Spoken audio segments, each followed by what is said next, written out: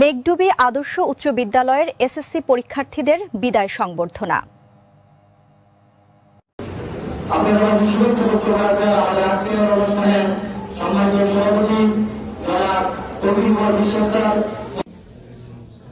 সহসভাপতি মেট্রো থানা বিএনপির সম্মানিত সহসভাপতি আমাদের শ্রদ্ধেয় আলহাজ নূর মোহাম্মদ ভাই, আজকে 37 বছরের পদার্পণ।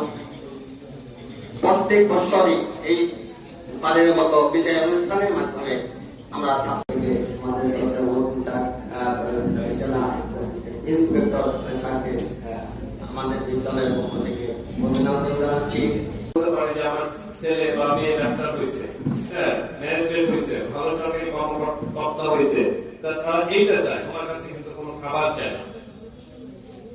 বুঝতে পারছি কিনা তোমাদের? কাদামাটির মতো আমাদের গ্রহণ করে আপন মমতায় আপনারা আমাদের গড়ে তুলেছেন এবং আমাদের শাসন করেছেন মঙ্গলের জন্য, আর ভালোবেসেছেন সন্তানের মতো। আমাদের জ্ঞানের মধ্যে আর যা কিছু আছে তার সবটুকুই আপনাদের অবদান। আমাদের ভুলগুলোকে আপনারা সটে দিয়েছেন, ঠিক যেমন ছন্দের মাধ্যমে বলা যায়। অক্ষরে চেনা হাতের ছোঁয়ায় জ্ঞানের প্রদীপ জ্বেলে মানুষ গড়ার কারিগর আপনারা। ভালো একটি ইউনিভার্সিটিতে ভালো একটা কলেজে লেখাপড়া করতে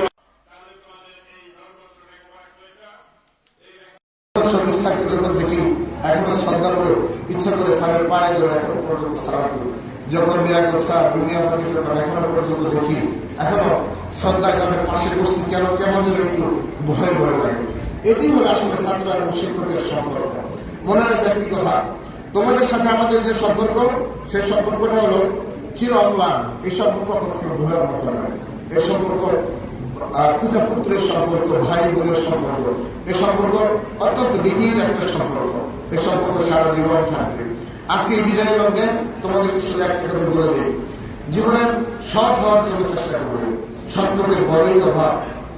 জীবনে সৎ হওয়ার জন্য চেষ্টা করবে। আজকের এই বিদায়ের দিনে আমাদের সকল শিক্ষকদের সাথে তোমরা প্রতিজ্ঞাবদ্ধ হবে, জীবনে তোমরা সৎ ব্যক্তিত্ব হবা এবং এই দেশ গড়ার জন্য তোমরা তোমাদের নিজেকে বিলিয়ে দিবে। এবং আমাদের দেশের মধ্যে দুর্নীতির প্রত্যেকটি রঙে ছড়িয়ে গেছে। তোমরা দুর্নীতি মুক্ত একটা বাংলাদেশকে ধরার জন্য তোমরা কাজ শুরু করবে।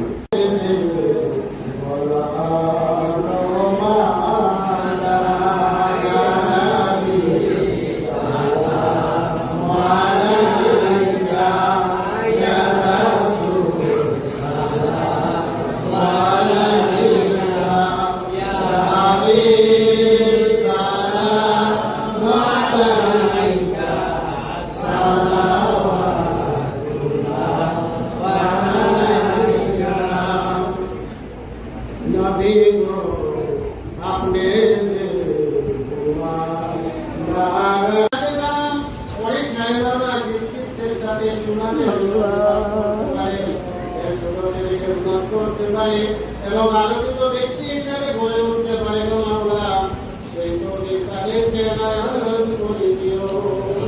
পরীক্ষার্থীরা মামলা যখন তারা পরীক্ষায় যাবে, মামলা রাস্তাঘাটে মামলা কোনো প্রকার বিপদ আপদ হইতে পারে মামলা, তাদের